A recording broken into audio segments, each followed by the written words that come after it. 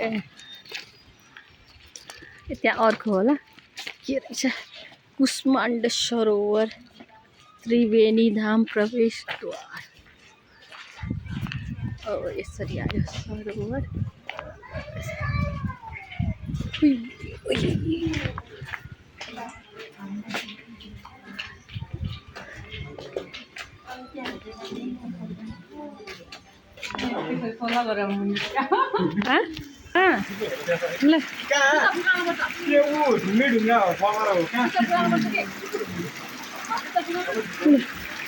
यो 108 धारा अब साह्रै घुम्नु पर्यो, नुहाउन त पाइँदैन अहिले। अब दिउँसो के गर्नु, नुहाउन मन लाग्यो। चिप्लिन्छ पुरै, ल्याइ पनि लागेको छ।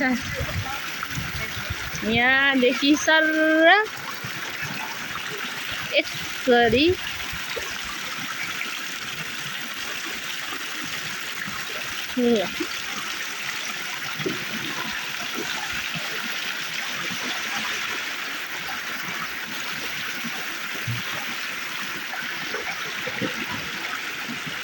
यो चाहिँ यही राप्ती नदीको पानीलाई यसमा ल्याइएको छ।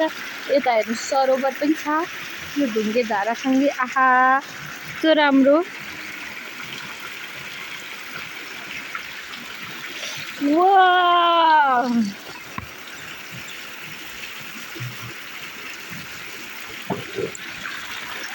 ढुङ्गे धारा सरोवर सबै मैले देखाइरहेको छु।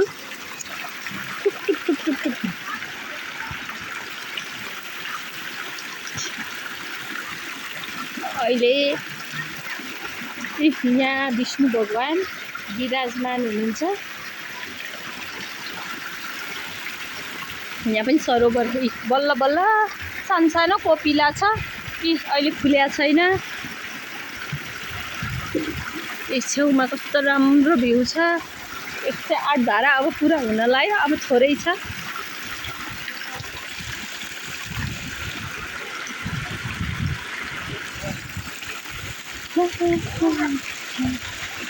आफ्नो गाउँठाउँलाई प्रवर्धन गरौँ हैन। राम्रो ठाउँमा घुम्नुपर्छ।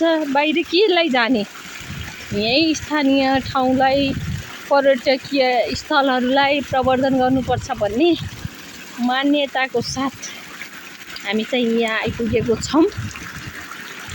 यहाँ मन्दिर छ, हेर्नुहोस्। यहाँ पनि अर्को ब्रह्मा विष्णु महेशको यहाँ छ जलाधारी भइरहेको।